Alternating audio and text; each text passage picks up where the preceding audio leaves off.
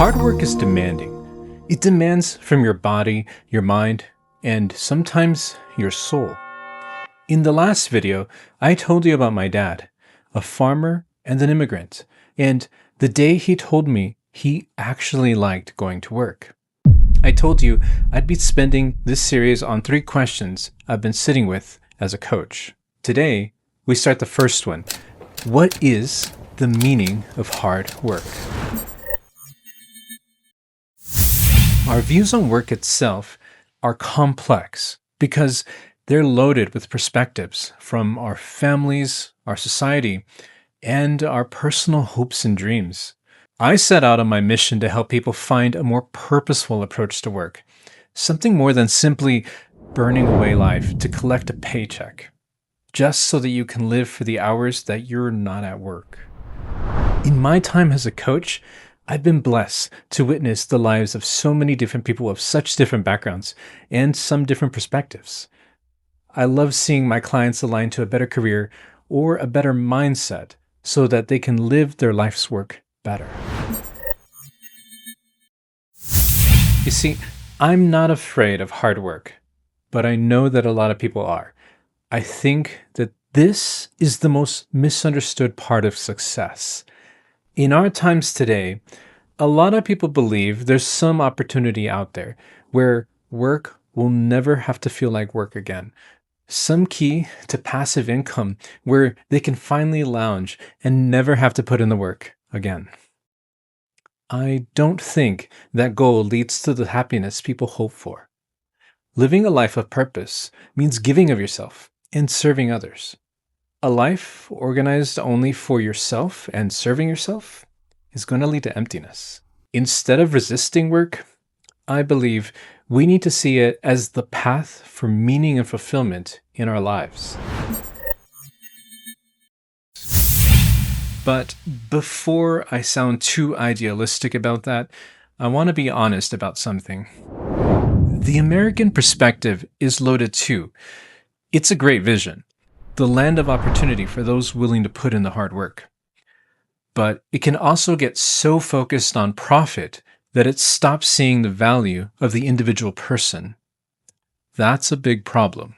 I think there's a lot to learn from Mexican culture and family-centered values.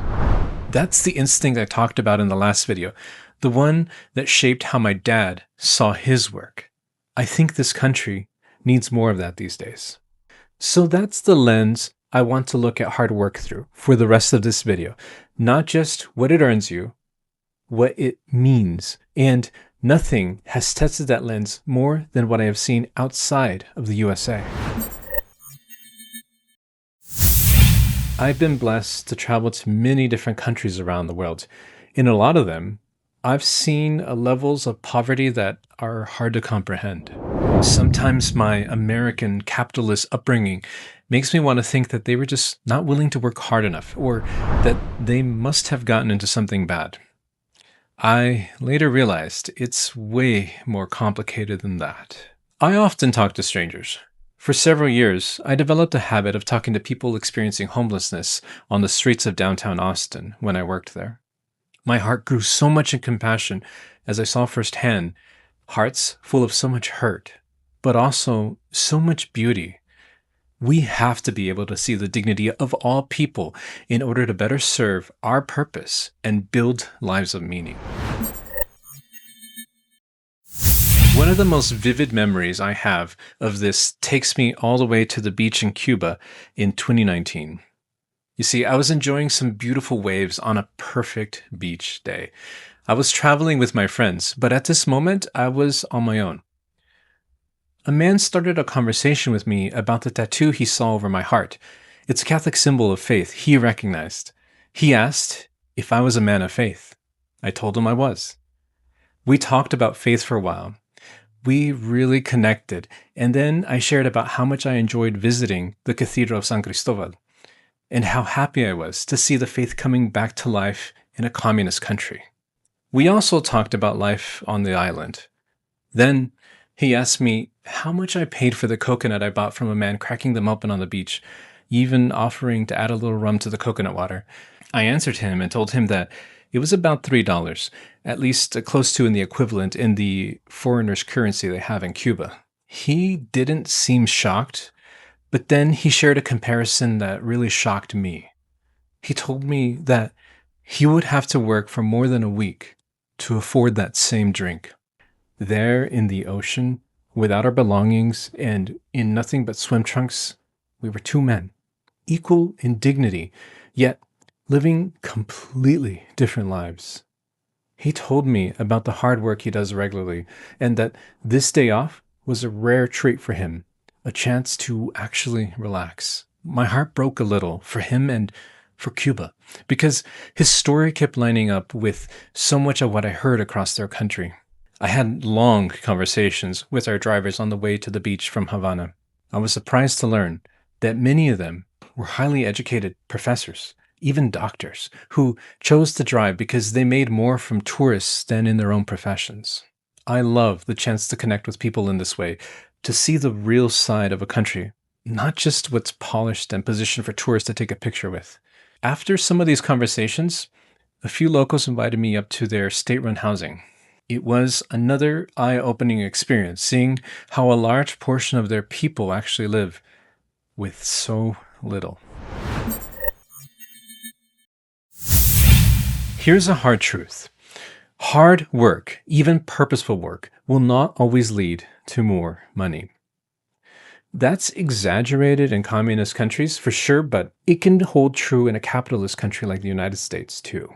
I can't help but think of those people who found ways to make meaning in the middle of so much adversity. Those of us blessed to live in the land of opportunity have an obligation to give back to God the most return we can on how generous He's been with us. For everyone to whom much is given, from him much will be required, and from him to whom much is entrusted, even more will be asked. Luke chapter 12. I want to pause here to bring in someone who thought about this more deeply than almost anyone else in history, Augustine of Hippo. Augustine wrote something that has stuck with me. He said, "My weight is my love, but it am I born wherever I am born." Augustine of Hippo, Confessions. Augustine was comparing the soul to physical weight. Fire naturally rises. A stone naturally falls. Each is pulled towards its own place. Augustine believed we're the same way. What we love is what carries us. It shapes the whole direction of our lives, more than what we're trying to avoid. Most of us think about work as something we do to avoid a bad outcome, avoid poverty, avoid failure, avoid being seen as lazy. But Augustine would say that's backwards. We weren't born to be driven by avoidance. We were built to be pulled forward by love.